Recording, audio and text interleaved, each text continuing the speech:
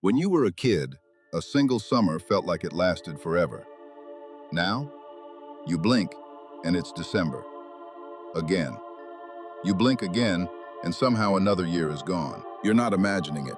Time really does feel faster as you get older, and there's real science behind why. Let's break it down. Here's the strange thing. The clock never changes. A year is always 365 days, but your experience of that year shrinks dramatically as you age. And by the end of this, I'll show you how to slow it back down. Start with the simplest explanation. To a 5-year-old, 1 year is 20% of their entire life. That's huge, which is why a year felt endless when you were little. But to a 50-year-old, that same year is just 2% of everything they've lived. Same 365 days, but measured against a much bigger life, it feels tiny. This is called the proportional theory, but proportion doesn't fully explain it. For that, we need memory. When you're young, everything is a first. First friends, first heartbreak, first job, first time living on your own. Your brain treats new experiences as important, so it records them in vivid detail. When you look back on a year full of firsts, it feels long because it's packed with memories. But as you get older, life becomes routine. Same commute, same job, same meals, and your brain is efficient. It stops recording what it already knows. So a year of routine leaves behind almost no memories. And when you look back, there's nothing there to measure.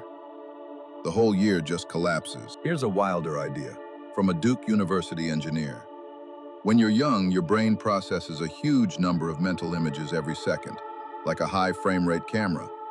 Tons of detail, so the world seems to move slowly. As you age, your neural wiring gets bigger and slower. You process fewer images per second, a lower frame rate. And with fewer frames in each moment, the outside world seems to speed up. So in a way, time isn't getting faster. You're getting slower. And the gap is what you feel. There's chemistry involved too. Your brain has an internal pacemaker that helps you judge how much time has passed.